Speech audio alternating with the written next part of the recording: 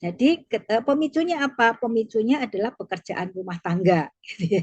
Jadi pekerjaan rumah tangga itu menjadi pemicu konflik mereka.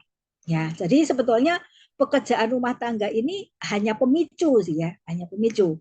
Persoalannya adalah perbedaan kepribadian, kemudian luka masa lalu yang membentuk pola komunikasi mereka, dan pola komunikasi mereka itu mereka tidak kemudian mereka tidak. Jadi mereka tidak memulihkan luka hatinya, kemudian mereka tidak belajar berkomunikasi, ya sehingga ketika ada micu itu menjadi persoalan, gitu ya. Nah, kita sekarang akan bahas. Jadi kalau saya baca dari judul bukunya itu judulnya perebutan kekuasaan gitu ya. Nah, perebutan kekuasaan itu apa? Nah, Bapak Ibu, pernikahan dan keluarga itu seperti organisasi ya, seperti organisasi lainnya ya. Ini hanya tapi merupakan organisasi kecil gitu ya. Nah, kalau kita lihat suatu organisasi, organisasi itu untuk bisa berjalan ya, untuk bisa berfungsi itu tentu butuh satu struktur organisasinya ya. Siapa yang pimpinannya, kemudian di bawahnya apa, itu butuh struktur organisasi. Kemudian juga butuh aturan-aturan. Aturannya apa? Ya. Kemudian butuh juga pembagian tugas berdasarkan struktur organisasi itu pembagian tugasnya apa. Nah, organisasi ini ya tentu Bapak Ibu yang bekerja atau yang terlibat di dalam organisasi tentu sudah berpengalaman ya di dalam organisasi ya. Nah, organisasi ini baru bisa berjalan kalau ada seperti itu ya, struktur organisasi, pembagian tugas, kemudian aturan. Nah, kalau tidak ada itu, maka jadi kalau tidak ada struktur organisasi, peraturan, kemudian bagian tugas, itu tentu ada perebutan kekuasaan, ya. Yang satu lebih berkuasa, yang satu menguasai dengan yang lain. Nah, Bapak Ibu, sekarang kita sebelum tadi ya kita membahas tentang tadi Carol tadi, kita akan kembali kepada apa sih yang Tuhan tetapkan tentang struktur organisasi di dalam keluarga. Ya, Bapak Ibu tentu sudah sering ya membaca ini, mengerti ini, dan itu mungkin sudah di luar kepala ya. Tetapi inilah yang sebetulnya menjadi dasar yang sudah Tuhan tetapkan. Kalau kita mengikuti ya, kita mengikuti standar struktur organisasi yang Tuhan sudah tetapkan, kita memahami kemudian mengikuti menerapkannya di dalam keluarga kita, ini akan menolong ya supaya tidak terjadi tadi yang saling menyerang, kemudian saling siapa yang lebih menang gitu. Nah, dari 1 Korintus 3 ayat 11, struktur organisasi yang Tuhan tetapkan yang pertama adalah Kristus ya, yang di atas adalah Kristus. Jadi keluarga itu akan tertata atau bisa berjalan harmonis kalau semuanya yang pertama adalah menjadikan Kristus itu sebagai penguasa, ya, penguasa dan pemegang otoritas yang tertinggi. Artinya baik suami, baik maupun istri, apapun jabatannya di kantor, gitu ya. Apapun berapapun jumlah uang yang dimiliki, semuanya itu tetap kita harus tunduk pada Kristus, ya, pada Tuhan, ya, punya hati yang tunduk pada Tuhan, punya hati yang mau diatur pada Tuhan. Ya, ini adalah kunci yang utama. Ya, kalau kita punya hati yang mau tunduk pada Tuhan, mau diatur pada Tuhan, mau mendengar suara Tuhan, itu akan sangat mengurangi konflik-konflik di dalam rumah tangga. Nah, ini yang harus ditegakkan. Ya, jadi suami istri yang pertama masing-masing harus tunduk kepada Tuhan. Yang kedua adalah otoritas yang tertinggi yang Tuhan tetapkan itu suami. Ya, itu mau nggak mau kita harus terima karena ini adalah struktur organisasi yang Tuhan tetapkan gitu ya. Jadi apapun kondisi, apapun kepribadian istri, mungkin istri itu dominan atau seberapapun jauh, seberapapun tinggi karirnya istri, ya, entah itu jabatannya tinggi, ya tetap istri ya, tetap suami itu adalah yang memegang otoritas yang tertinggi dan istri harus tunduk pada suami. Ya, dan seberapapun uang yang dihasilkan istri tetap itu tunduk pada suami. Bukan karena suami gitu ya, tetapi karena istri ini tunduk kepada suami bukan hanya karena suami ya, tetapi istri ini tunduk pada otoritas suami karena saya tunduk pada Kristus ya. Jadi kayak karena saya mau taat kepada Kristus, maka saya mau tunduk di dalam otoritas suami. Dan saya menempatkan otoritas suami itu di atas saya. Nah, demikian juga suami ya, suami apapun kedudukannya istri, siapapun apapun latar belakangnya, dia harus bisa menempatkan diri bahwa sayalah yang diberikan otoritas tertinggi oleh Tuhan. Gitu. Tetapi juga suami tidak bisa seenaknya sendiri menggunakan otoritas itu. Karena dia pun harus tunduk pada otoritas Kristus. Nah, Bapak Ibu, untuk supaya keluarga kita itu bisa berjalan, berfungsi, begitu ya. Nah, kita harus menegakkan garis otoritas ini di dalam keluarga. Demikian juga anak-anak kita, di bawah istri. Ya, nah ini garis otoritas yang perlu ditegakkan supaya keluarga kita bisa berjalan. Ya, kemudian aturannya apa? Ya Tuhan sudah memberikan aturan. Sebetulnya aturan Tuhan itu sederhana. Ya, cuma dua. Gitu ya. Suami mengasihi istri, istri tunduk kepada suami. Gitu ya. Nah, jadi Bapak Ibu, aturan ini perlu kita lakukan dan kita terapkan di dalam rumah tangga kita, di dalam pernikahan kita. Ya, Bapak Ibu masing-masing tidak usah meributkan punyanya pasangannya. Artinya gini, suami tidak perlu nuntut ya, kamu harus tunduk-tunduk. Bukankah Kristus itu tunduk? Bukankah Alkitab mengatakan kamu harus tunduk? Gitu ya. Kemudian istri, ya kamu harus mengasihi, kamu harus mengasihi. Bapak Ibu tidak usah masing-masing menuntut, tapi masing-masing fokuslah pada bagiannya. Gitu ya. Suami apa? Suami ya cuma fokus aku tuh mengasihi istri. Fokuslah itu aja. Kemudian istri apa? Ya fokusku aku tunduk menghormati suami. Gitu ya. Jadi apapun nanti yang misalnya Tony tadi ya, Carol itu cerewet, Carol itu pengatur dan lain sebagainya. Ya bagiannya Tony adalah mengasihi si Carol gitu ya. Nah, kemudian tentang Carol tadi ya, bukankah si Tony itu pekerjaannya tidak bisa diandalkan, penghasilannya sedikit gitu ya. Tetapi apapun si Tony bagiannya Carol adalah tunduk gitu ya, tidak usah meributkan. Ya, Bapak Ibu, kalau kita masing-masing itu fokus hanya pada bagian kita, ya, suami itu fokus aja mengasihi, istri itu pada fokus aja pada tunduk. Maka kalau masing-masing mengerjakan bagiannya, kita tuh seperti puzzle ya. Puzzle itu kan ada yang gini ya, kemudian ada yang begini. Nah, ketika digandengkan, slep, masuk gitu ya. Nah, demikian juga suami, ya udah tunduk, suami mengasihi aja, istri tunduk aja. Nanti kan akan menjadi satu yang selep gitu ya, satu yang harmonis gitu. Karena apa? Suami yang mengasihi istri, ya, itu akan memudahkan istri untuk tunduk pada suami. Ya, nah istri yang tunduk kepada suami akan memudahkan suami mengasihi istri. Jadi ketika kita fokus pada bagian masing-masing kita, maka kita tidak perlu menuntut pasangan kita sudah seperti puzzle seperti ini. Nah, jadi Bapak Ibu, aturan yang Tuhan berikan tuh cuman sederhana, cuman dua kok. Suami mengasihi, istri tunduk, itu aja. Nggak usah yang lain-lain, pokoknya lakukan itu. Kita fokus pada bagiannya sendiri masing-masing, maka itu seperti puzzle, gitu ya. Oke, kemudian tadi ada struktur organisasi, kemudian ada peraturan, kemudian ada perannya apa? Ya, suami Tuhan menyatakan bahwa suami itu kepala keluarga. Kepala keluarga tugasnya apa? Memimpin, melindungi, membela, kemudian bertanggung jawab atas nafkah ya keluarga. Jadi yang bertanggung jawab atas nafkah keluarga itu adalah suami. Nah, sedangkan istri adalah manajer pelaksana rumah tangga gitu ya. Itu Amsal 31 ayat 10 sampai 31.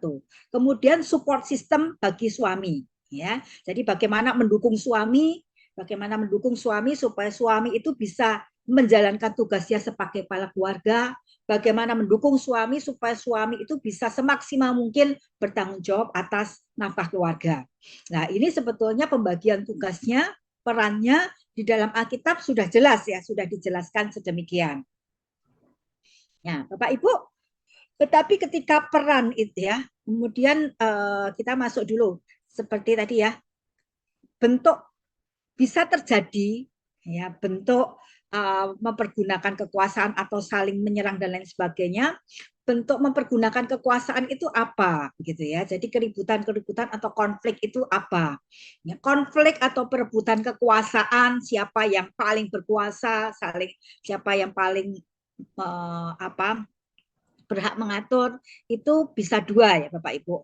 Yang satu kasar ya, kasar, memerintah dengan kasar, memaksa pasangannya melakukan sesuatu seperti yang ditentukan, kemudian menggunakan kekerasan verbal dan fisik, mengkritik, merendahkan, mencari kesalahan, tidak menghargai apa yang dilakukan pasangannya. Ya seperti Carol tadi ya, Bapak Ibu, Carol tadi apa melonjak ya, melonjak. Seharusnya kan yang otoritas di atas, yang memimpin itu adalah Tony ya seharusnya ya.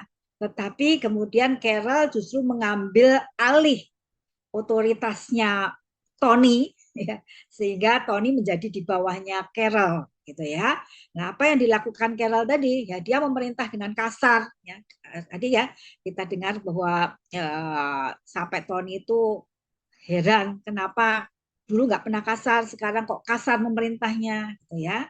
Atau memaksakan pasangan melakukan sesuatu seperti yang ditentukan gitu ya. Kalau Carol kan pengennya di kamarnya Sam, kemudian dipasang rak yang seperti ini gitu ya.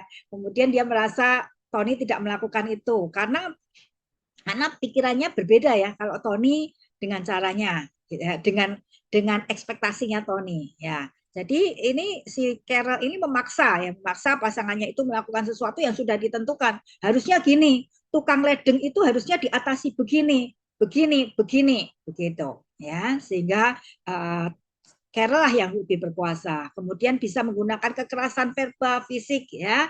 Tapi kalau Carol belum fisik ya, hanya verbal.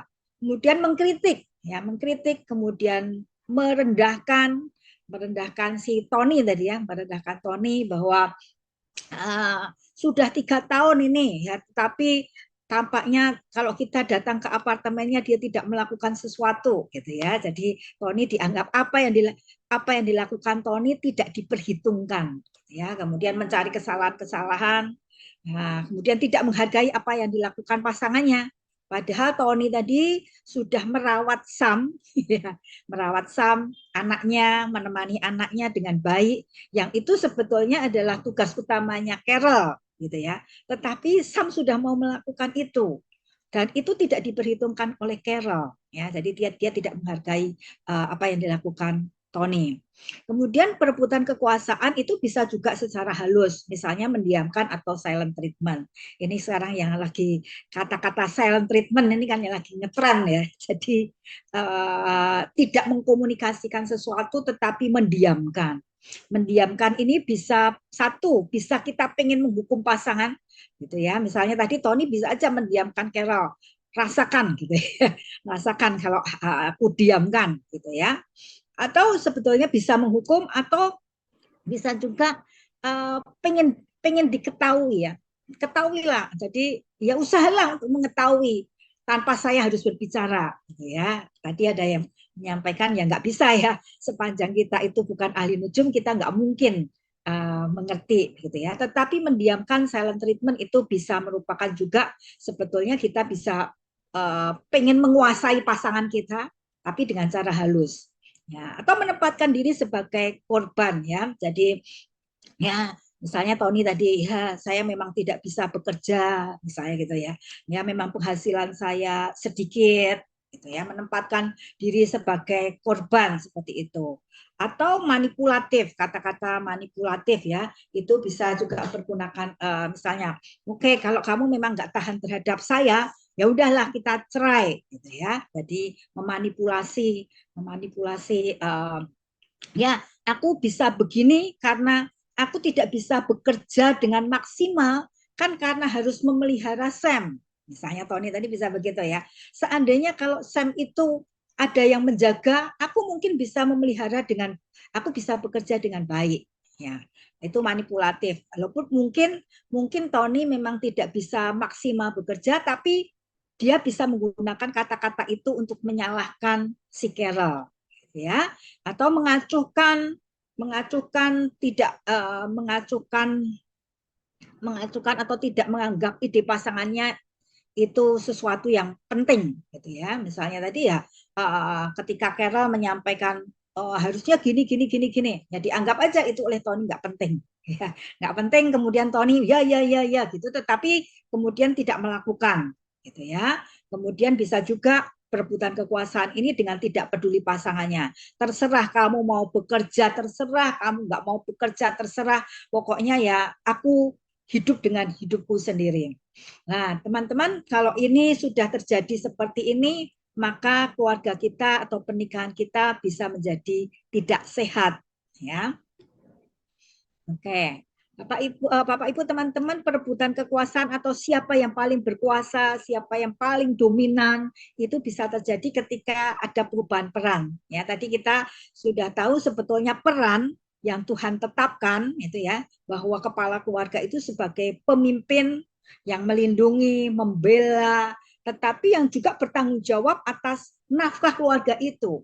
Ya, bertanggung jawab itu artinya ya saya bertanggung jawab gitu ya, entah itu nanti yang bekerja dua-duanya atau salah satu, tetapi yang bertanggung jawab itu harusnya suami gitu ya. Kemudian yang istri harusnya perannya itu adalah sebagai manajer pelaksana rumah tangga. Bagaimana rumah tangga atau keluarga kita bisa home sweet home. Ya, home sweet home itu artinya terjadi relasi hubungan yang enak antara suami istri, antara orang tua dengan anak. Kemudian di rumah itu makan tersedia, kemudian kebutuhan rumah itu ya nyaman untuk kita tinggali sebagai home sweet home. Nah, itu manajer pelaksananya adalah si istri, ya. Perkara nanti istri itu membagi tugas itu terserah gitu ya. Entah itu tugasnya di antara suami atau anak-anak atau nanti juga ada pembantu dan lain sebagainya, itu terserah. Tetapi sebagai manajer penanggung jawabnya itu adalah si istri gitu ya. Nah, itu harusnya perannya seperti itu yang Tuhan tetapkan. Nah, tetapi kalau terjadi perubahan peran itu bisa menjadi ya, bisa menjadi pemicu, pemicu pemicu konflik atau pemicu perebutan kekuasaan. Siapa yang menang, siapa yang berkuasa, gitu ya. Nah, ini terjadi perubahan kekuasaan, perubahan peran bagaimana? Kalau seandainya suami istri keduanya bekerja, ya, atau istri bekerja di rumah, suami istri bekerja di luar di kantor gitu ya, di luar rumah, si suami bekerjanya di dalam rumah gitu ya, atau kemungkinan ketiga istri bekerja suami tidak bekerja. Nah, ini kan terjadi perubahan peran seperti yang Tuhan tetapkan tadi ya. Nah, sebetulnya perubahan peran ini tetap bisa diatasi kalau bisa tetap tidak bisa saja tidak menyebabkan konflik atau perubahan perubahan kekuasaan, saling siapa yang berkuasa itu bisa saja tidak terjadi seperti itu ya. Kalau memang suami istri ini bisa mengkomunikasikan, bisa merembuk dengan baik ya. Tetapi ketika tidak ada komunikasi yang baik, maka perubahan peran ini bisa menjadi sumber konflik atau tadi ya kemudian terjadi perebutan kekuasaan. Siapa yang paling berkuasa di tempat ini? Gitu ya. Nah, saya akan bahas satu persatu. Kalau suami istri keduanya bekerja, ya, suami istri keduanya bekerja, ini kemudian bisa jadi sumber masalah. Ya. Saya tidak mengatakan bahwa selalu masalah ya, tapi bisa menjadi pemicu permasalahan. Karena apa? Karena di sini kan istri kan harusnya kan tadi sebagai manajer pelaksana rumah tangga, gitu kan ya. Nah, karena ini istrinya juga bekerja, sehingga istri itu merangkap peran. Ya, yang satu pencari nafkah, membantu mencari nafkah, kemudian yang kedua manajer pekerjaan rumah tangga, gitu ya. Sehingga harus double peran, gitu. Nah, ini sebetulnya it's okay saja sebetulnya. Tetapi permasalahan akan terjadi, gitu ya. Bila suami itu kemudian tidak peduli dengan urusan rumah tangga, gitu. Sehingga beban berat pada istri merasa diperlakukan tidak adil, istri merasa ya kan sama-sama bekerja gitu ya, kamu bekerja aku juga sudah bekerja, tetapi kenapa nanti setelah bekerja aku yang harus misalnya ngajari anak membuat PR, ngajari anak belajar, belum nanti masak ya, persiapkan makanan, belum lagi kalau nggak ada pembantu mungkin ya, belum lagi nanti harus pakaian, harus rumah dan lain sebagainya. Nah, akan jadi masalah ketika suami istri ini pulang kerja masih harus mengerjakan itu, sedangkan suami ya pulang kerja ya kemudian buka HP begitu ya, scrolling ya, atau baca-baca, atau malah kemudian merintah ya, mana nih kopinya gitu ya, snacknya mana gitu ya.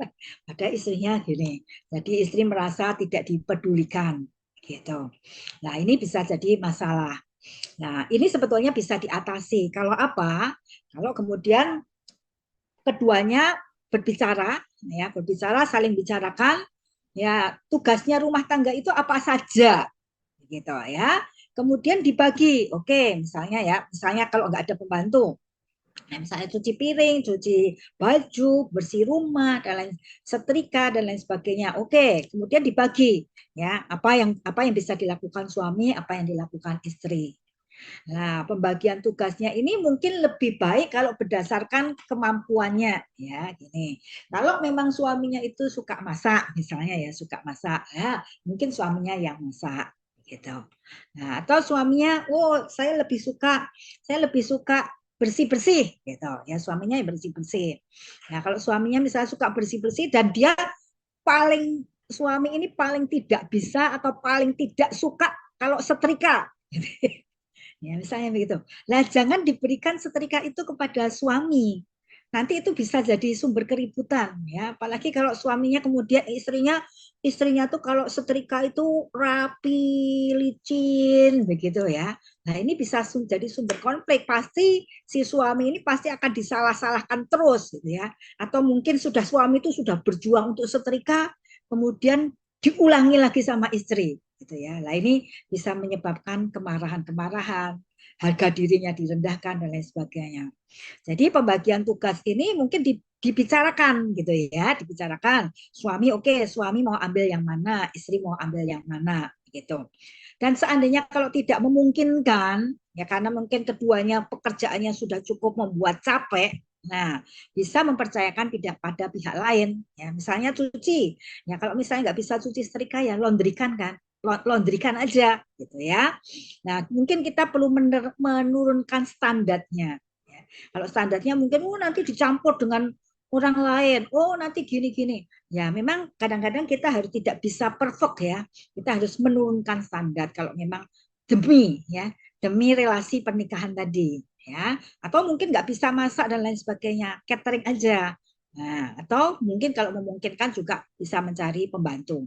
Nah, ini kalau memang keduanya bekerja. Nah, kalau sekarang kasus yang kedua, istri bekerja di luar, suami bekerja di rumah. Ya, ini kan kasusnya Carol dan Tony tadi ya. Jadi istrinya bekerja di luar, suaminya melukis di rumah, begitu. Nah, ini istri merasa karena suami sudah di rumah, dipikir kan suaminya di rumah ya. Nah, maka dia bisa berpikir harusnya dia bisa lebih banyak mengerjakan pekerjaan rumah tangga. Ya, kan kamu bisa antar jemput anak, kamu bisa bantu anak itu buat PR Kak, buat PR sehingga nanti pulang aku dari kerja anak itu sudah beres, misalnya begitu ya. Nah, sehingga akan ada kecenderungan istri ini kemudian mengatur atau memerintahkan suami untuk melakukan pekerjaan rumah tangga, kan berpikirnya kamu yang di rumah gitu ya. Nah, permasalahan timbul kenapa kalau apa? Kalau kemudian suami merasa terganggu. Ya, jadi direweli istri terus merasa terganggu sehingga tidak bisa fokus pada pekerjaannya. Solusinya apa? Ya, tadi bisa bicarakan bagaimana pembagian pekerjaan yang tidak mengganggu pekerjaan suami. Dan istri perlu berpikir bahwa suami walaupun di rumah itu tidak nganggur loh, ya. Suami di rumah itu tidak nganggur loh, dia bekerja juga. Jadi supaya istri juga menghargai pekerjaan suami, bahwa dia tidak nganggur sehingga dia bisa diberikan pekerjaan rumah yang lebih banyak. Tapi paling penting intinya adalah kembali ya, yang paling penting intinya adalah komunikasi, komunikasi membicarakan. Nah, yang lebih sulit adalah ketika ini ya, ketika istri bekerja, suami tidak bekerja, ini yang paling sulit gitu ya. Nah, ini karena apa? Karena kemudian istri merasa sudah mencari nafkah gitu ya, masih harus mengatur ibu rumah tangga. Nah, sehingga dia berpikir kalau aku sudah mencari nafkah, maka ya harusnya kamu menggantikan sebagai ibu rumah tangga dong, gitu ya. Nah, ini seperti itu. Ini pemikiran-pemikiran istri. Ya. Nah, istri yang menghasilkan uang, ketika dia menghasilkan uang sehingga merasa berhak ya mengatur keuangannya ya, kayak Carol tadi kan. Nah, kamu harusnya survei dulu dong ke toko ini mana yang lebih murah gitu. Ya, karena kan aku cari uang tuh nggak mudah, aku cari uang tuh sulit loh.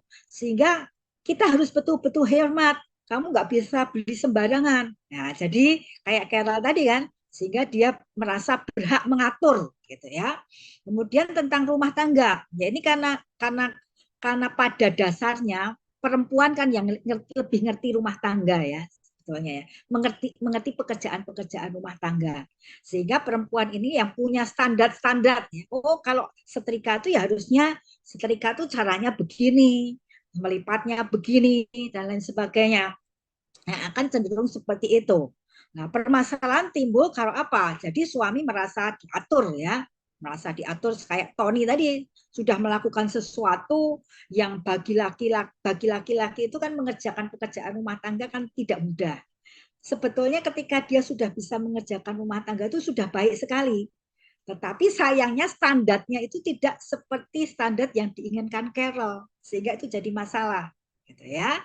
Nah, kemudian juga lama-lama akan juga merasa kehilangan harga dirinya, insecure ya karena istrinya yang mencari uang gitu.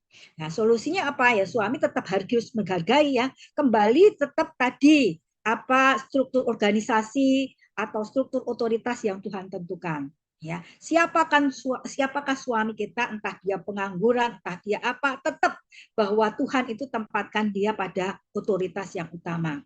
Jadi kita tetap harus menghargai dan peraturannya ya kita tetap harus tunduk, istri tetap tunduk, menghargai, kemudian tetap menempatkan ya suami itu sebagai pemimpin. Ya, segagal-gagalnya dia, seburuk-buruknya dia, ya dia tetap memimpin. Nah, kita akan sebagai istri apa? Kita sebagai support system, ya, support system supaya suami tadi tetap berfungsi sebagai pemimpin. Kemudian juga dorong ya sebisa mungkin untuk bekerja. Nah, mungkin kita bisa bantu cari lowongan-lowongan pekerjaan atau kita bantu dia misalnya oke, okay, mungkin kamu bisa kursus lagi lah ya supaya update kemampuanmu diupdate. Nah, kita sebagai istri mendorong suami supaya dia bisa bekerja lagi. Karena apa ya? Karena memang sebetulnya di Alkitab ditentukan ya, di Alkitab sudah ditetapkan bahwa suami itu sebagai yang bertanggung jawab atas pencari nafkah. Maka ketika itu tidak dilakukan, maka walaupun bisa tetapi tetap akan ya, tadi akan membuat si suami itu insecure dan lain sebagainya. Ya, Bapak Ibu, ini yang paling penting kita ingat ya. Relasi suami istri itu jauh lebih penting kalau tadi berbicara pemicunya kan pekerjaan rumah tangga ya tadi ya. Carol dan Tony tadi pemicunya adalah pekerjaan rumah tangga. Nah, kita harus pada prinsip ini. Relasi suami istri itu jauh lebih penting nilainya daripada pekerjaan rumah. Daripada cuci piring, daripada setrika, daripada bersih-bersih rumah ya. Karena itu utamakan dan perjuangkan keutuhan relasi suami istri daripada pekerjaan rumah. Ya, jadi contohnya nanti begini Bapak Ibu. Misalnya suami ini ya dapat tugas apa tadi setrika gitu ya. Kemudian setrikaannya nggak licin. Kemudian jadi ribut. Nah, kita berpikirnya begini, lebih penting mana relasi suami istri atau setrikaan atau baju? Lebih penting mana Bapak Ibu? Ya, kan lebih penting relasi suami istri kan ya. Nah, kalau lebih penting relasi suami istri itulah yang diutamakan. Setrikaannya tadi nggak usah diributkan kalau itu bisa mengganggu relasi suami istri. Nah, solusinya bagaimana? Kan laundry itu mudah. Ya udah di laundry aja kan. Di laundry aja demi apa? Demi menyelamatkan relasi suami istri. Ya, misalnya masak gitu ya. Ada suami nih, kalau nggak dimasakkan istri nggak mau makan atau nggak enak gitu ya. Padahal kemudian istrinya udah capek dan lain sebagainya, sehingga jadi keributan. Ya, kita pikir masakan tadi dengan relasi suami istri penting mana ya nilainya ya? Apakah kita merelakan demi masakan kemudian ribut kemudian itu jadi perceraian? Gitu ya. Nah, oke. Jawabnya lebih penting relasi suami istri. Oke, kalau lebih penting relasi suami istri ya turunkan standar. Ya, mungkin makanan apa? Ya catering aja atau beli makanan aja. Demi apa? Demi relasi suami istri. Bapak Ibu, kadang-kadang konflik-konflik kita itu bukan sesuatu yang penting yang besar. Kadang-kadang hanya yang kecil-kecil ya. Yaitu kalau contoh yang biasa itu kan ya odol, melotot odol dari mana, itu kan biasa contohnya ya. Ya, masuk karena odol kemudian jadi keributan dan kemudian keributan itu memicu perceraian. Kan sangat disayangkan. Jadi Bapak Ibu caranya ya ketika kita ribut caranya kita diam berpikir lebih penting mana ya relasi ini dengan persoalan ini. Ya, kalau lebih penting relasi suami ini persoalan ini coba cari penyelesaiannya gitu ya. Tidak usah kita mempertahankan standar yang tinggi misalnya tadi cuci harus dicuci sendiri toh di rumah, masak ya harusnya masak sendiri toh di rumah supaya bersih dan sehat. Nah, mungkin itu perlu turunnya standarnya perlu diturunkan demi relasi pasangan suami istri. Ya. Waktu saya akan mengakhiri dari Amsal 31 ayat 11, 12, 13. Ini menarik ya tentang suami dan istri. Hati suaminya percaya kepadanya, ya, hati suaminya percaya kepada istrinya nih. Ya, inilah yang perlu kita taruhkan di dalam diri kita sebagai suami, ya. Apapun istrinya, ya taruhkan kepercayaan kita kepada istri kita bahwa dialah yang terbaik yang Tuhan berikan kepada saya, ya saya akan mempercayai dia gitu ya. Kalau Tony tadi kan mulai menjelek-jelekan, oh istri cerewet, istri yang dominan, istri yang begini begini. Nah, mari kita para suami ya mulai menghargai istri. Siapapun dia, dialah yang terbaik yang Tuhan berikan pada saya. Dan saya akan menghargai anugerah anugerah Tuhan ini di dalam hidup saya. Saya akan merawatnya istri saya. Saya akan mengasihi istri saya seperti Tuhan sudah mengasihi saya. Gitu ya, para suami ya. Kemudian ini dikatakan suaminya tidak akan kekurangan keuntungan. Si istri dikatakan ayat 12, ia berbuat baik kepada suaminya dan tidak berbuat jahat sepanjang umurnya. Menarik sekali istri yang di Amsal 31 ini ya, bahwa dia senantiasa memikirkan apa ya yang menguntungkan bagi suaminya ya. Apa yang bisa menyenangkan suaminya ya. Apa yang bisa membahagiakan suaminya ya. Gitu ya. Kemudian ia berbuat baik dan tidak ada niat sedikit pun di dalam hatinya atau pikirannya untuk menyelakakan suaminya. Ya, mari ibu-ibu yang di sini ya, istri-istri, kita belajar dari si ibu, si istri Amsal 31 ini. Ya, apakah senantiasa juga di dalam hati kita memikirkan apa ya yang bisa membahagiakan suami saya? Apa yang bisa memberikan terbaik pada suami saya? Dan supaya kita berdoa supaya Tuhan berikan hati pada saya, pikiran pada saya, supaya tidak ada niat jahat untuk mencelakakan, untuk merendahkan, untuk menjelek-jelekan, untuk menyalah-nyalakan, untuk mengkritik suami saya. Tetapi supaya apa yang saya sampaikan, kalau saya menyampaikan kritik, itu adalah untuk kebaikan suami saya. Gitu ya. Nah, dan menarik ayat yang 29 ini adalah perkataan suaminya. Ya, suaminya mengatakan begini, banyak wanita telah berbuat baik, tetapi kau melebihi mereka semua. Ya, bapak-bapak para suami di sini, ya, apakah punya waktu dan sering memuji-muji istrinya? Ya, mari kita membiasakan bapak-bapak suami-suami di sini memuji istri kita. Ya, seperti suami yang di Amsal 31 ini. Banyak wanita telah berbuat baik. Ya, mungkin banyak wanita cantik di sana gitu ya. Tetapi kau melebihi semua. Banyak wanita karir yang sukses di sana, tetapi engkaulah yang terbaik buatku. Ya, mari bapak-bapak, suami, ya kita uh, belajar ya memuji suami, memuji istri kita supaya istri kita juga menjadi istri yang kemudian menjadi support sistem kita ya sehingga dia juga kemudian senantiasa punya hati bahwa aku tidak pernah berbuat jahat sepanjang umurku kepada suamiku. Demikian Bapak Ibu yang bisa saya sampaikan. Semoga ini bisa menolong Bapak Ibu sehingga pernikahan Bapak Ibu bisa menjadi tetap seperti yang Tuhan inginkan. Ya, terima kasih.